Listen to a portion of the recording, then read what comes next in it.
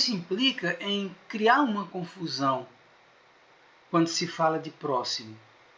Ainda se tem uma visão muito errônea sobre o amor. Eu até me prontifiquei em ter um momento para a gente falar, né, de forma muito especial só sobre esse tema, porque ele está muito errado na cabeça de, eu diria que mais de 90% das pessoas que falam sobre amor. Eu já vi pessoas muito expressivas falando de amor como se ele fosse algo que a gente sente, né, que fosse algo que a gente tem vontade. E amor não é o que nós sentimos, muito menos o que a gente tem vontade. O amor ele foge à curva dessa ideia de querer e de vontade. O amor não é um ato humano. Então, quando se fala de próximo, e se a gente não tiver uma visão real sobre o amor, nós nunca iremos conseguir estabelecer uma real, né, conciliação com o que Deus fala nos seus mandamentos e a nossa prática de vida. Então, o nosso tema de hoje ele vai falar sobre esse próximo, e nós vamos usar uma parábola muito conhecida, que é a parábola do samaritano. Mas eu preciso introduzir esse momento mostrando para vocês aqui o porquê que nesse momento a gente ficou um tanto quanto preocupado, né, vendo muitas das situações dentro das próprias igrejas que estão levando as pessoas, mesmo ouvindo a verdade, a viver uma vida fora dessa métrica que Deus estabeleceu. Então, o que é que nós temos aqui? Em Mateus 24, primeiro verso. No Monte das Oliveiras achava-se Jesus assentado quando se aproximaram dele os discípulos, em particular, e lhe pediram: diz-nos quando sucederão essas coisas e qual sinal haverá da tua vinda e da consumação dos séculos. Os apóstolos aqui estavam preocupados com o fim dos tempos. E eu queria já começar aqui a deixar bem claro para vocês que a maior tolice do ser humano é estar preocupado com o que há de vir. O que nos tira da realidade é pensar sobre o que vai vir. Então tem gente pensando no céu, tem gente pensando no inferno, tem gente pensando em calamidades, pensando na falsa visão do apocalipse e esquecendo que é nesse momento presente em que a gente poderia, muito menos do que pensar, construir. Existe muita gente sofrendo no mundo pensando nos prazeres do céu. E quando você não consegue criar um céu ao seu redor, existe um risco muito grande de você não conhecer o céu de Deus. Eu sei que é um pouco complexo isso, mas é só para a gente alertar e começar a pensar sobre o que seria construir um céu aqui e agora. Eu amo aquele hino que diz: e o céu é Jesus, onde ele estiver, o céu será ali. Se temos Jesus, independente do que estivermos vivendo, o céu é onde ele está. Ou o hino está errado, ou eu estou pensando errado, ou a Bíblia está errada, porque quando Jesus se coloca, ele diz: eu sou. E aí tem uma lista de coisa enorme que Jesus é. Então, se ele é vida e eu ando com a vida, eu não temo a morte. Se ele é luz e eu ando na luz e com a luz, eu não temo a escuridão. E eu poderia fazer uma lista enorme de características que a gente perde quando não entende quem é Jesus. Porque a gente só escuta falar, a gente não interioriza. Às vezes os sermões terminam, a gente desliga a TV ou sai do culto e nós não paramos para estudar. O que vai nos trazer clareza de conhecimento sobre quem é Jesus não é o que eu estou dizendo para vocês agora, não.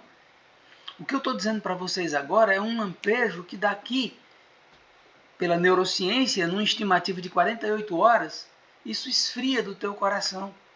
Aquela motivação que você tem na hora que você recebe uma mensagem, com o passar das horas ela vai se quebrando. Então, o que é que vai manter esse crescimento espiritual depois que a gente escuta algo que realmente tocou em nós? É o fato de darmos nutrição. Quando eu entender que o céu é aqui, porque é aqui que Jesus está, seja comigo aqui no meu escritório, seja com você sozinho aí na sua casa, seja com alguém que está agora num grupo assistindo, o céu tem que ser aí. E a representação maior dele não é o prédio que eu coloquei agora, né, nessa imagem para vocês, que é o que nós vamos estudar hoje, é sobre igreja. Mas é o elemento que compõe a igreja. E o elemento que compõe a igreja tem que ser eu, tem que ser você. Né? Cristo é cabeça. Nós somos corpo. Então, quando se fala da consumação dos séculos e a preocupação dos apóstolos com o que há de vir,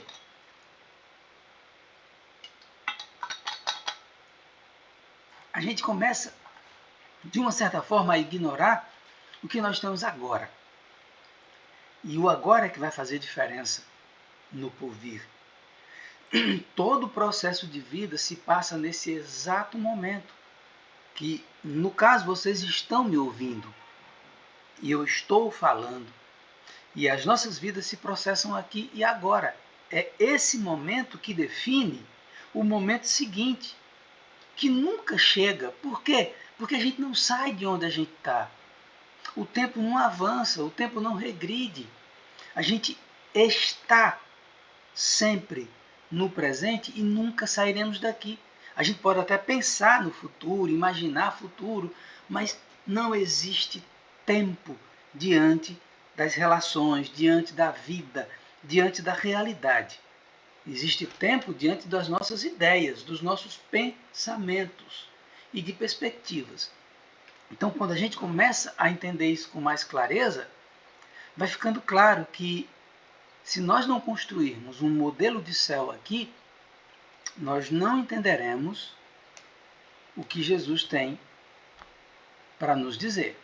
E aí ele responde, né, os homens preocupados com o fim dos tempos, com falsos profetas, falso isso, falso aquilo, e ele dá uma resposta que quebra completamente a perspectiva deles.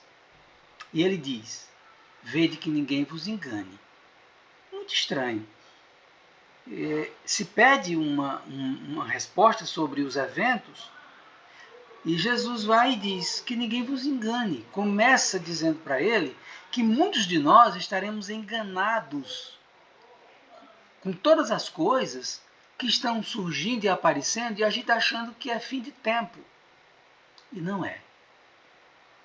Tudo que está acontecendo no mundo são dores que começaram no Éden. Vem se intensificando?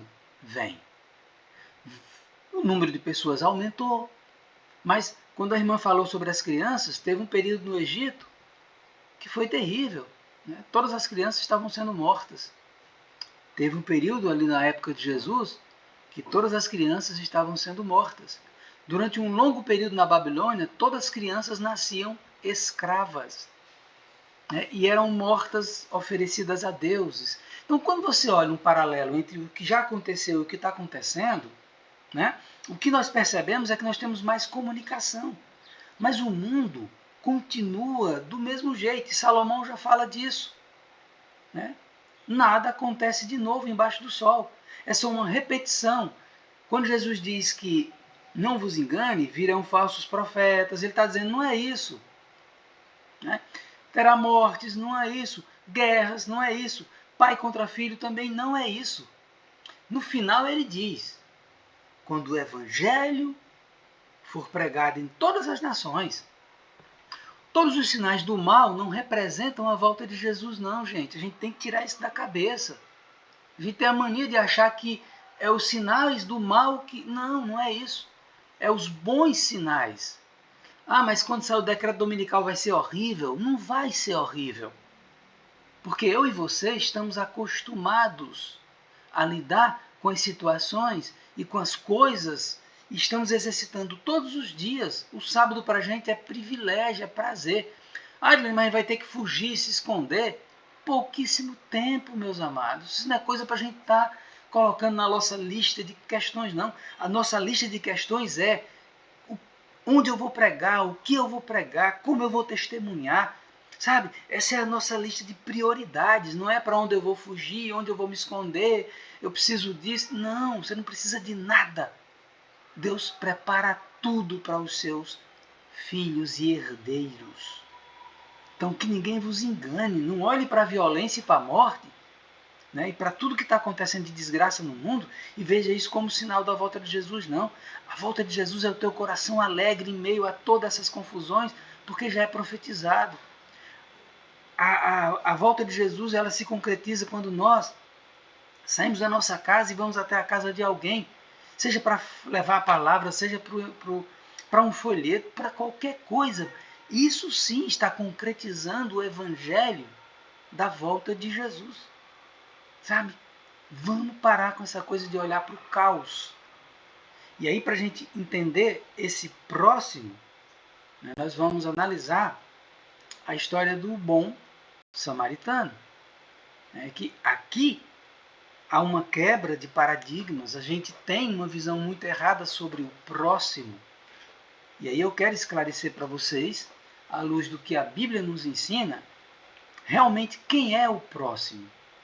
E Jesus fala de um jeito muito interessante, quebrando a visão dos dois que passaram do lado, deixando o que a gente acha que é o próximo, e não é. Aquele homem machucado e caído no meio da estrada, ele não é o nosso próximo. Assim como a minha esposa não é o meu próximo, meu filho não é o meu próximo, vocês aqui não são meus próximos. Vocês vão entender quem é o próximo de verdade a partir de aqui. Talvez alguns de vocês que gostam de se aprofundar e de estudar já tenham percebido. Mas vamos lá.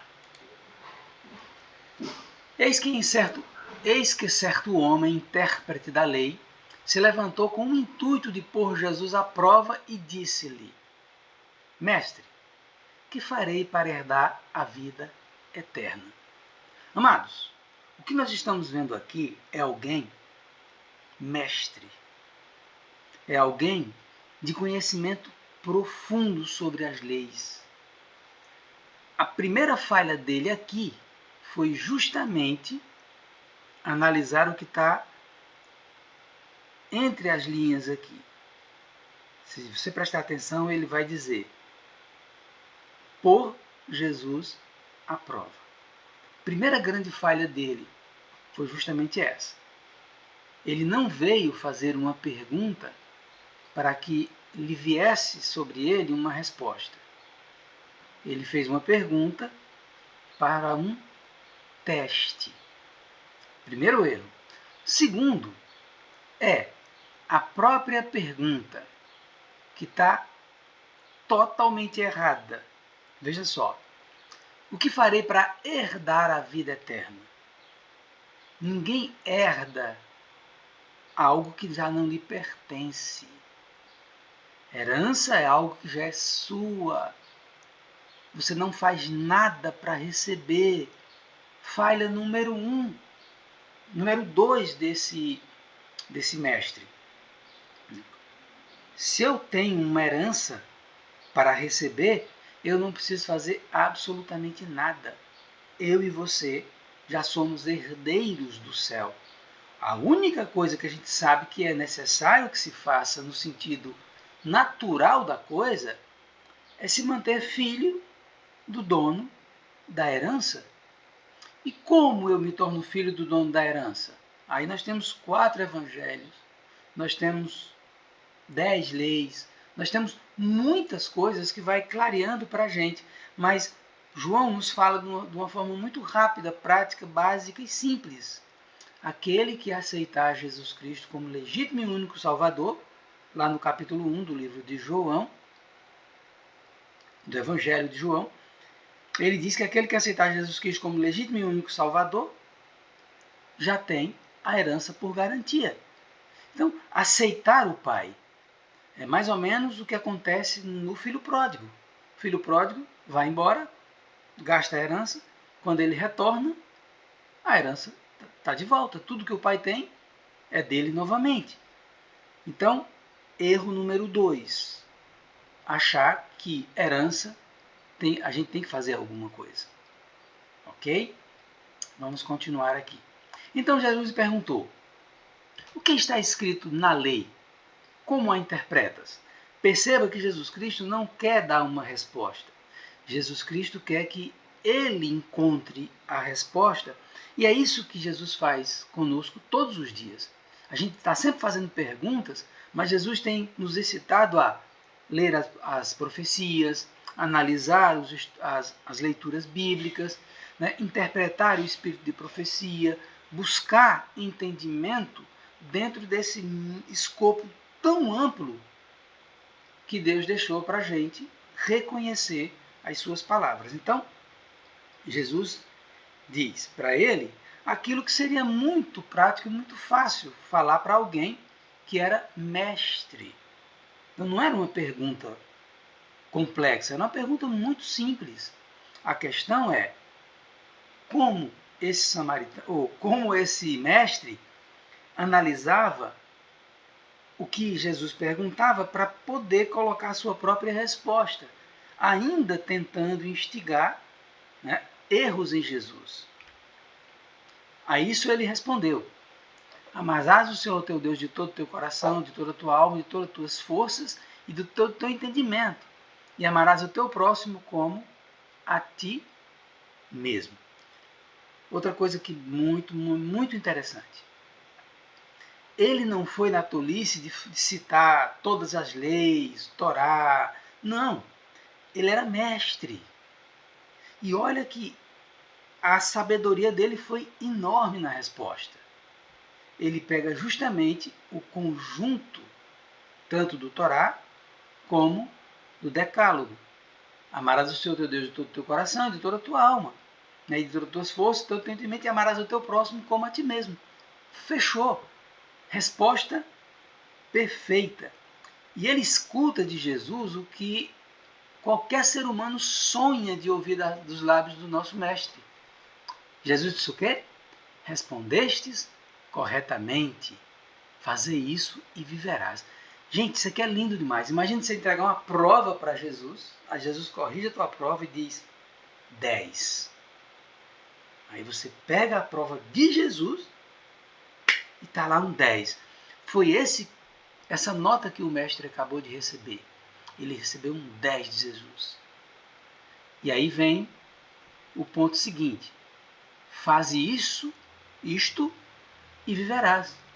Ou seja, se amarás a Deus sobre todas as coisas e amarás ao próximo como a ti mesmo, ou num prisma bem maior às vezes do que a nós mesmos, né, em função do amor a Deus, a garantia da salvação está ali. Resposta correta. Qual foi o terceiro erro desse mestre? Não se contentar com o seu 10 e achar que poderia instigar mais ainda o seu mestre, porque Jesus ali era mestre dos mestres. E agora é onde vai complicar a vida dele, e um pouquinho as nossas. Ele, porém, querendo justificar-se, perguntou a Jesus: quem é meu próximo? E é aí onde eu fiz a introdução aqui para vocês quando eu coloquei, né? O meu próximo não é aquele cidadão que está caído no chão, né, machucado, que era o samaritano. Meu próximo é a minha esposa que está aqui na minha casa, não é o meu filho que está aqui dentro, não é vocês que estão aí. Quem seria esse próximo? Porque seria muito fácil Jesus dizer: é todo aquele que estiver perto de você, é todo aquele que se aproximar de você. Mas aqui a resposta ela é mais profunda e vamos entendê-la. Jesus prosseguiu dizendo: bom, Jesus poderia ter resumido, mas Jesus não queria dar a resposta, queria que ele estabelecesse a resposta. E aí, diante da história que Jesus conta, ele vai ser forçado a entender quem é o próximo. E eu creio que muitos de nós aqui passamos a vida toda achando que era o homem machucado na estrada. Mas vamos lá? Jesus prosseguiu dizendo: certo homem, e agora a parábola, né? Descia de Jerusalém para Jericó e veio a cair em mãos de salteadores, os quais depois de tudo lhe roubaram e lhe causaram muitos ferimentos, retirando-se e deixaram o semi-morto.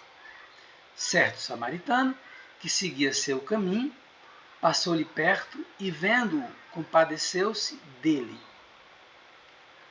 Chegando-se, pensou-lhes os ferimentos, acho que deve ter alguma coisa, aplicando óleo e vinho e colocando-o sobre o seu próprio animal, levou-o para a hospedaria e tratou dele.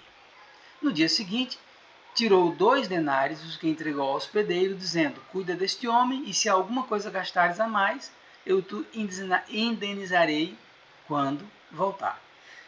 Eu não sei se vocês perceberam, mas eu omiti o texto sobre os dois, o escriba, o fariseu, que ali seriam os pastores, os presbíteros, os anciões. A representação daqueles dois é da liderança da igreja. Então, prestem muita atenção. Aqueles dois que passaram, eles representam a liderança da igreja. Quando Jesus coloca duas pessoas que são os líderes, dá para se imaginar como é que é a igreja. Se a visão que nós temos dos nossos líderes são pessoas que passam ao lado de quem precisa e não se posiciona, como é que toda a igreja está se comportando? Se na liderança não enxergam isso. A igreja adventista tem uma vantagem: o líder não é só o pastor. Nós temos uma liderança muito ampla, temos pessoas que formam comissões, aquela coisa toda. Então, cada pessoa ela vai ter uma representatividade diante de quem enxerga a igreja. O que o texto aqui vai dando essa clareza é de que aquele homem que vinha passando parou e acolheu, ele sim representa a igreja. E agora vem a grande revelação. O próximo não é o outro que precisa. O próximo é aquele que serve. Pode parecer estranho, mas é verdade. Nesse exato momento, quando eu disse que não era o meu filho, não era minha esposa e nem era vocês, eu me coloco em uma posição de ser o próximo de todos aqueles. Porque quando eu estabeleço uma visão de um próximo ser alguém, eu tiro a ideia de que eu não posso ser exclusivista nessas proximidades. Porque está próximo? Não. Porque quando alguém precisa longe, esse próximo tem que ser eu. Quando alguém precisa perto, esse próximo tem que ser eu. E quando nós analisamos, que eu já até falei sobre isso, mas eu gosto muito de repetir, que as pessoas vão para a igreja dizendo que vão ter um encontro com Jesus. Então, se nós cristãos, crentes, vamos para a igreja para ter um encontro com Jesus, eu já falei isso aqui, e com certeza vocês vão ouvir isso outras vezes, até para a gente começar a internalizar, e eu vou ter um encontro com Jesus, eu tenho um problema grave. Eu não estou indo à igreja para ter um encontro com Jesus. Eu estou indo à igreja para ter um encontro com pessoas que também têm Jesus ou não, mas eu já vou porque eu tenho Jesus. E aí, durante toda a minha semana, não só no sábado, eu tenho encontros com Jesus, não. Eu vivo, eu convivo. Vigiar e orar sem cessar não é outra coisa senão estar com Jesus. E por que a nossa vida é meio isso, meio aquilo? Quando a gente chega na igreja, a gente enche de súplica e diz que foi um sofrimento e tal, onde na realidade, quanto menos sofrimento a gente conta, porque a gente não os vive com profundidade. Todo aquele que tem Jesus em 100%, as suas dores são amenizadas porque ele entende. sabe? O processo da vida. Eu tive agora há poucos dias, eu sofri um acidente há um bom tempo atrás e machuquei novamente a minha dorsal. E as dores eram insuportáveis a ponto de eu não conseguir andar. E eu lembro que para me levantar da cama é um sofrimento. Graças a Deus já estou bem melhor. Mas a dor que chega a ser... não ser... assim, não dá para a gente dizer como é que ela é, sabe? Não havia uma sensação de angústia, sabe? Porque eu sei que isso é temporário, como foi. E se não fosse, eu sei que era temporário, porque será. Então, quando nós estamos integrados e conectados com a verdade, é o que eu disse no início para vocês. Se ele é a vida, o que é perder a vida? É não ter Jesus, não é morrer. Se ele é luz, não é um ambiente escuro. É perder Jesus, é que é escuridão. Se ele é o caminho, para onde a gente está indo, não tem erro, porque é nele que nós caminhamos. Então, quando a gente começa a pensar melhor sobre isso, a gente começa a entender quem é o próximo. O próximo sou eu que tenho que ir até você, como estamos agora mesmo nesse online e com pessoas de muitos e muitos lugares diferentes. Ir até aí através do que Jesus tem nos ensinado. Então, precisamos tirar a ideia de que próximo é aquele que está junto. Próximo somos nós. Porque quando alguém vai para a igreja, cada pessoa ali é a imagem de Jesus. Na igreja dos nossos irmãos católicos, as pessoas vão lá para ver as imagens. A recepção pode ser calorosa, bonita, mas elas se direcionam para imagens que não têm vida. Na nossa igreja, nós precisamos ter uma visão diferente. As pessoas precisam olhar para nós e ver a imagem, que não é uma imagem morta, que não é uma imagem de plástico, de ferro, de gesso.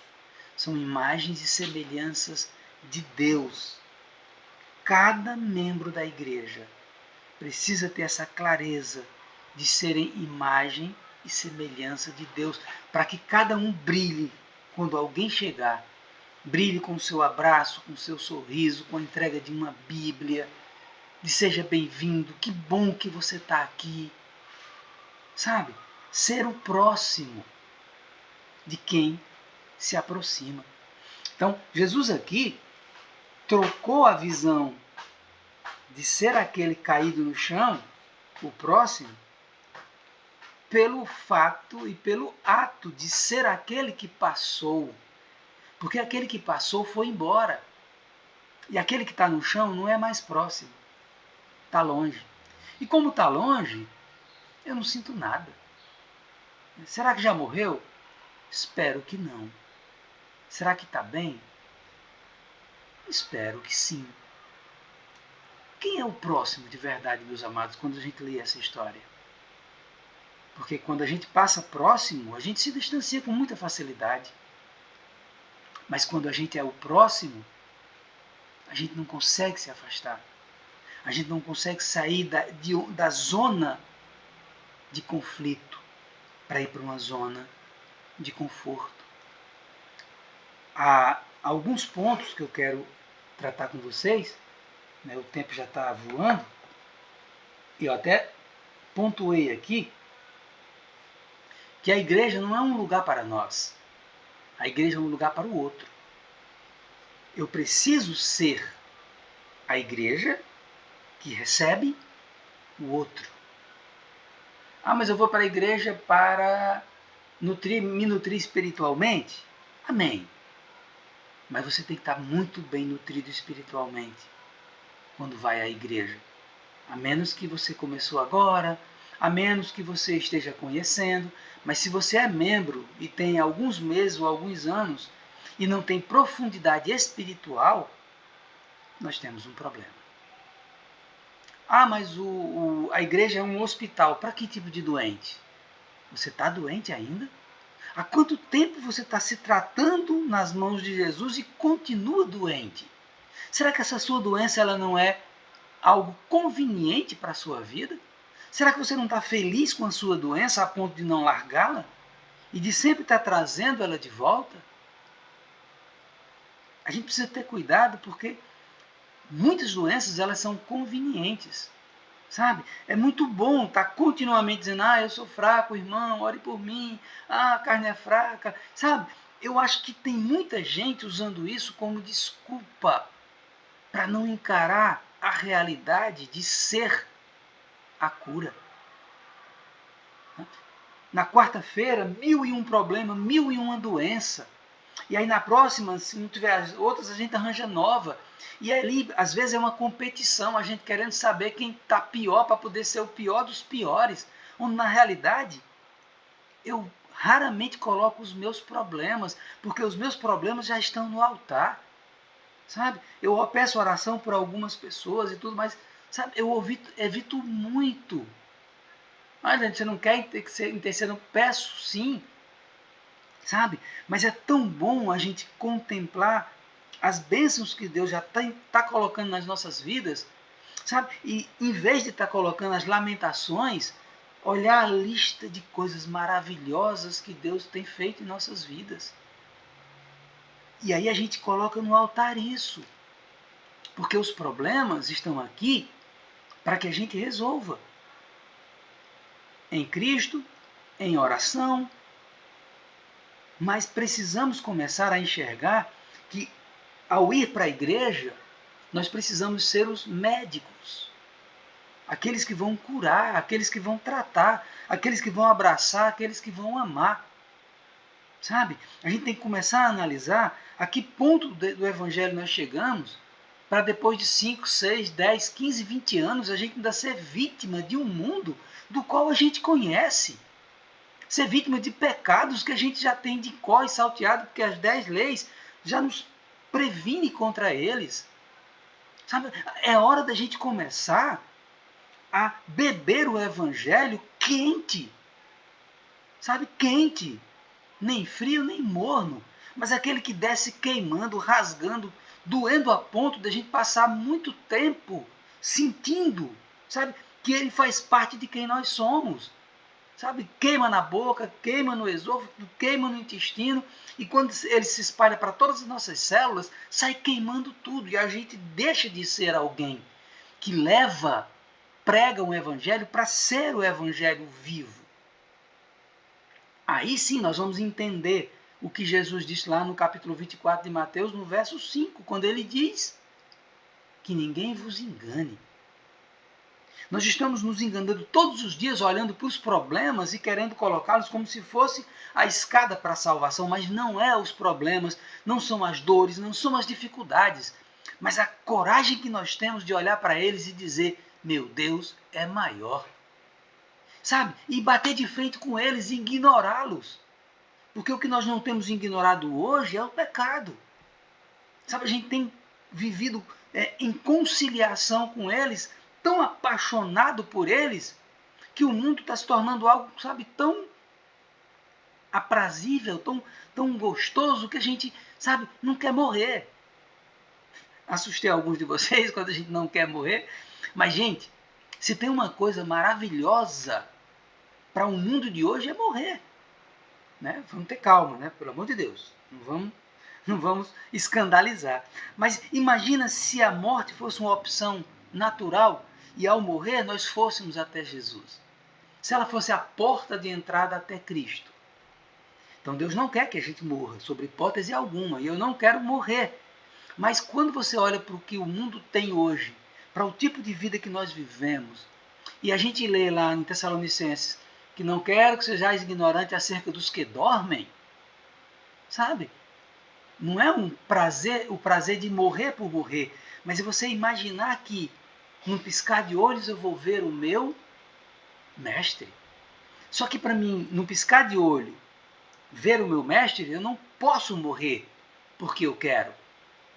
Eu vou morrer porque ele quer. Seja morrer para a minha vida no que eu vivo, porque no batismo era para ter uma morte. E muitos de nós não morremos no batismo. Né?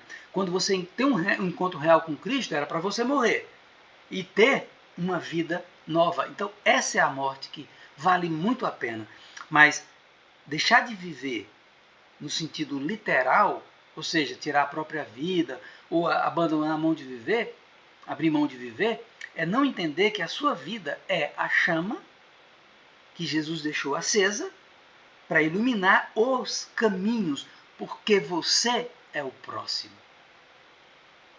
E essa luz, ela brilha quando ela se aproxima.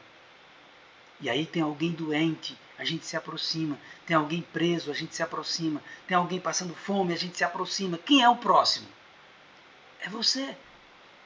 Quem é o próximo? Sou eu. É isso que Jesus está colocando para aquele homem nessa parábola. Porque era muito fácil ele dizer, tinha um homem caído no chão e aí ele passou próximo e o próximo era quem? Era o cara caído no chão. Não. O próximo foi aquele que se aproximou. Foi aquele que abraçou, tratou as feridas, cuidou, botou no braço e levou para a igreja. Você sabia que aquele lugar representa a igreja? Sim. É lá que a gente coloca as pessoas e junto de um monte de gente a gente vai cuidando. Porque eu posso cuidar de uma coisa, o outro cuida do outro, ajuda de um jeito, outro ajuda de outro. E a gente vai fazendo o que a igreja de Deus tem que fazer. Salvar o corpo, salvar a alma, salvar o espírito. Por que a gente colocou separado? A alma só pertence a Deus porque é o sopro de vida. Mas tem gente que perdeu a alma. Ele não sabe mais a quem pertence. Ele perdeu a sua identidade. E recuperar a alma de alguém é ele olhar para si e ver que ele tem Deus dentro dele, através da pneuma, do sopro de vida. Todo ser vivo tem Deus dentro de si, até o próprio animal. Mas tem um monte de gente que não sabe disso. Então recuperar a alma é isso. Não vamos pensar outra coisa, por favor. A recuperação do espírito é a capacidade de pensar, de entender, de pegar um texto bíblico, sabe? De conversar com as pessoas sobre o que Deus é para nós. Isso é a melhor forma de recapitular a condição espiritual que é o conhecimento humano. E o corpo é através das coisas que a igreja prega tão bem e muitos de nós não vivemos, que é a prática da alimentação, do descanso, da atividade física, sabe? Então, tudo isso precisa ser pregado na igreja, para que as pessoas saibam que elas são imagem e semelhança de Deus, para que as pessoas saibam que ela tem um espírito que precisa estar em contato com o Espírito de Deus, e que ela tem um corpo físico, que é templo e morada desse Deus maravilhoso e perfeito, que nos trouxe até aqui agora, para dizer para você que não é mais a pessoa que está em volta de você que é o próximo. Você é que tem que se aproximar, seja lá de quem for. E seja você o próximo, que vai ser a igreja que Deus colocou na terra, que vai levar as pessoas para uma igreja que Deus estabeleceu com um critério de profecia. E que ela vai se convencer, sabe por quê? Porque você ama. As pessoas não se convencem porque você é eloquente, tem aprofundamento de palavra, isso e aquilo. Não, isso é importantíssimo, a gente não pode fugir disso. Mas nada maior do que o amor para convencer alguém de que ele é maior do que ele é, porque ele é herdeiro da eternidade e ele não precisa fazer mais nada por isso, só aceitar a Deus como Pai. Que Deus nos abençoe e até o nosso próximo encontro, se assim Ele nos permitir. Amém.